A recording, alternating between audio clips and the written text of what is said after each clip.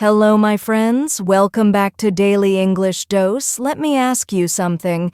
Have you ever promised yourself that you will not eat junk food, or that you will sleep early, or that you will not waste time on your phone, but then, you still end up doing the opposite?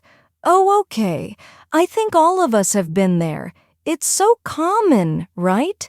And that's why today I want to talk about self-control, because this one skill can truly change your life. Wow, just think about it.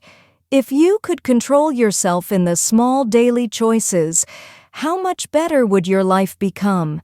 You would be healthier, more focused, more peaceful, maybe even more successful. But the problem is, in the moment, it's not easy. Our mind often wants comfort, pleasure, or an easy option, while deep inside we know the better choice.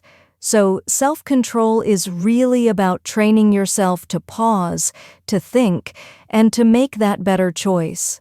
And don't worry, it's not about being perfect or controlling everything in your life. It's more like a muscle you can train. Each time you say no to a bad habit or yes to a good one, you make that muscle stronger. So today, I want you to reflect. Where in your life do you need more self-control? Is it food, time, emotions, or maybe money? Take a moment to think, because once you know the area, you can start practicing slowly. And remember, even one small win, like choosing to study for 10 minutes instead of scrolling, is a victory. That's how you build strength, little by little, until one day you look back and realize, wow, you are in control of your choices, and your life feels completely different. You know, self-control shows up in so many small moments of our daily lives, and sometimes we don't even notice it. For example, imagine you are sitting at your desk, trying to study or work, and suddenly your phone lights up with a notification.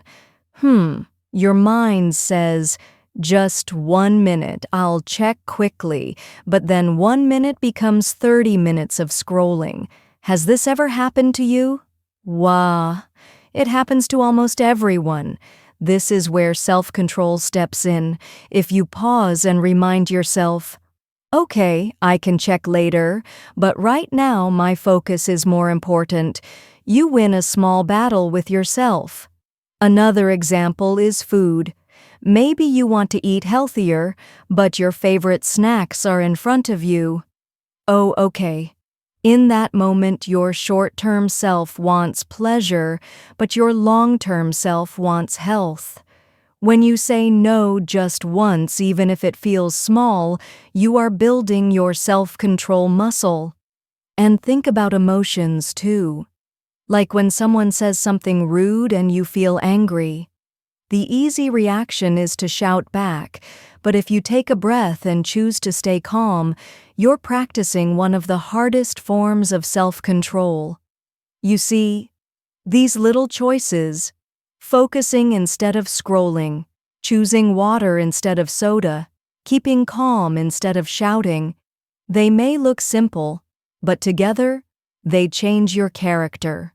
The more often you win these small battles, the stronger you feel inside. And here's the interesting part. Self-control in one area often spreads to others. For example, if you learn to wake up early, you might also find it easier to eat better or save money. It's like training your brain to say, I'm in charge, not my impulses. So the next time you face a choice, just ask yourself, do I want the easy pleasure now or the better reward later? That one question can guide you towards smarter, stronger decisions. So my friends, let's talk about how you can actually build self-control in your daily life. Because, knowing about it is one thing, but practicing it is the real challenge. The first step is awareness. You cannot control something you don't notice. So starting today, just try to observe yourself. When do you usually lose control? Is it when you are hungry, tired, bored, or stressed? Oh, okay, for example, maybe you always grab junk food late at night, or maybe you always waste time on your phone when you feel lazy. Write it down, or at least notice it. That awareness itself is like turning on the light in a dark room. Once you see the problem clearly, it's easier to change it. The second step is to start small. Wow, this is very important. Many people make a big plan like, from tomorrow I will stop eating sugar forever, or I will study 3 hours every day. But usually, after 1 or 2 days, they give up. Why? Because the change is too big. Instead, begin with tiny steps. If you want to eat better, start by reducing 1 soda a day. If you want to study more, start with just 10 focused minutes. These small wins may look simple, but they are powerful because they build confidence. Remember, self-control grows slowly, like a muscle, not instantly, like magic. The third step is to replace, not just resist. Let's be honest, if you only try to fight your bad habits with willpower, you will get tired. But if you replace them with something better, it becomes easier. For example, instead of scrolling your phone when bored, try listening to music, going for a short walk, or calling a friend. Instead of eating chips, keep fruits or nuts near you. Instead of shouting when you are angry, try drinking water or taking 3 deep breaths. Replacement is easier because it gives your brain a positive option, not just a "don't do this." Another powerful step is to plan your environment. Many times we fail not because we are weak, but because we are surrounded by temptation. Oh, okay, think about this. If cookies are always on your table, of course you will eat them. But if you don't buy them in the first place, you don't even have to fight the temptation. In the same way, if you want to study, put your phone in another room for 30 minutes. If you want to save money, remove shopping apps from your phone. When your environment supports your goal, self-control becomes much easier. And the last step is kindness. Yes, kindness toward yourself. Many people think self-control means being strict and punishing yourself. But the truth is, if you are too hard on yourself, you give up faster. You need patience. You will make mistakes. You will lose control sometimes, and that's okay. The goal is not to be perfect. The goal is to improve. Every time you fail, instead of saying, "I'm weak," say, okay, this is a lesson. Next time I will try again." That gentle mindset keeps you moving forward. So let me give you a small challenge. Today, choose just one area where you want more self-control. It could be food, it could be time, it could be your emotions. And practice one small change. Maybe drink water instead of soda. Maybe study for 10 minutes before watching TV. Maybe take a deep breath before reacting in anger. Just one step. And if you can do it once, you can do it again tomorrow and then again the next day.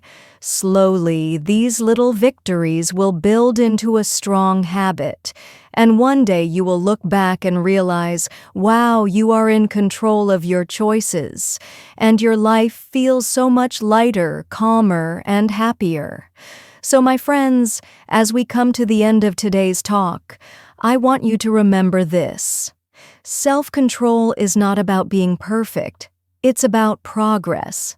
Every small decision you make, whether it's eating something healthy, staying calm instead of angry, or studying instead of scrolling, these little choices are building your future. Maybe you don't see the results today, maybe not even tomorrow, but over time, these small victories add up and create a stronger, happier, and more successful version of you. Wow, Isn't that amazing?